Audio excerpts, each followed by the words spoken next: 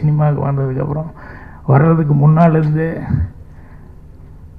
புரட்சித் தலைவர் எம்ஜிஆர் அவர்கள் வந்து அவரை பற்றி அவர் எப்படி அடுத்தவங்களுக்கு ஒரு ஹெல்ப் பண்ணுறது, எந்த அளவுக்கு ஒருத்தர் கஷ்டம்னு சொன்னோம்னா எந்த அளவுக்கு ஹெல்ப் பண்ணுவார் அப்படிங்கிற அவருடைய குணாதிசயங்கள் இதெல்லாம் எனக்கு மனசில் பதிஞ்சது. அதே மாதிரி வந்து சிவாஜி சாரை பற்றி சொல்லுவாங்க, ஆனால் நேரடியாகவே அனுபவிச்சது என்ன அப்படின்னா, யார் எந்த வயசு சின்ன பையனாக இருந்தால் கூட அவருடைய சர்வீஸுக்கு டைரக்டர்னு சொல்லி ஒத்துக்கிட்டா வந்து டைரக்டர் சொல்லுங்கள் என்ன வேணும் என்ன அப்படின்னு சொல்லி கேட்குறது.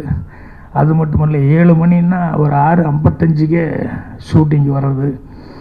இதெல்லாம் இவங்கக்கிட்ட வந்து பார்க்கும்போது எத்தனை வருஷம் அவங்க நடிச்சிட்ருக்காங்க, அவ்வளோ வருஷம் ஆனாலும் அதுதான் வந்து அவங்களுடைய ஃபஸ்ட்டு படங்கிற மாதிரியே அவங்க வந்து டைரக்டர் கொடுக்குற மரியாதை, அந்த டைமுக்கு வர்றது அப்படின்னு.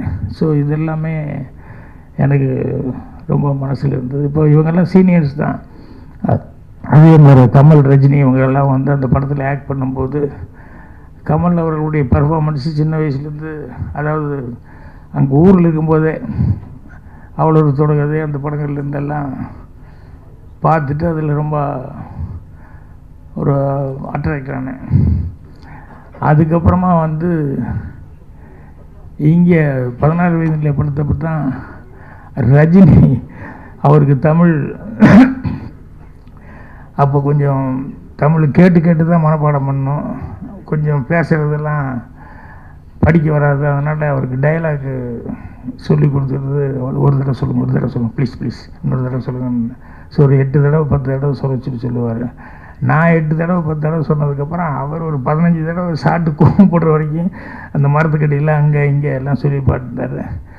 அதுக்கப்புறமா அன்புள்ள ரஜினிகாந்த் படத்தப்போ பார்த்தாலும் அதே ரஜினிகாந்த் அவர்கள் நான் சிவப்பணிதில் பார்க்கும்போது அதே மாதிரி தான். அந்த முதல் படத்துக்கு என்ன எவ்வளோ அக்கறை எடுத்துக்கிட்டு எவ்வளோ சிரத்தையோடு வந்து வேலை பார்த்தாரோ அதே அளவுக்கு வந்து கடைசி வரைக்கும் இன்றைக்கி பண்ணுற படங்கள் வரைக்கும் அவர் வந்து இது பண்ணிட்டுருக்காரு. இப்படி எனக்கு முன்னால் சினிமாவில் இருந்தவங்க எல்லாருமே வந்து எனக்கு ஒரு நல்ல வழிகாட்டிகளாக இருந்தாங்க. அதை வச்சுக்கிட்டு தான் நான் வந்து என்னுடைய உயர்வுக்கு அதெல்லாம் காரணமாக இருந்தது. ஸோ இன்றைக்கி 50 வருஷம் ஆகிப்போச்சு அப்படிங்கிறது வந்து எனக்கு நினச்சி பார்த்தா மலை பார்த்தா இருக்குது, 50 வருஷமா அப்படின்னு சொல்லிட்டு. ஸோ இன்னும் நடிகர் பண்ணிகிட்ருக்கிறேன். அதோடு இப்போ அடுத்தது வந்து இந்த வருஷத்தில் வந்து வெப் சீரிஸும் படமும் டைரக்ட் பண்ணுறதுக்கான ஒரு பேச்சுவார்த்தை நடந்துகிட்ருக்கு.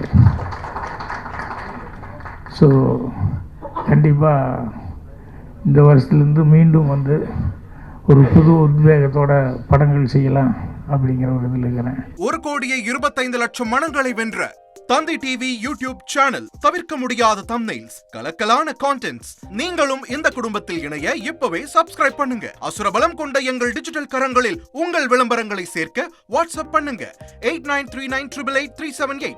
Email advtthanditv@dttv.in.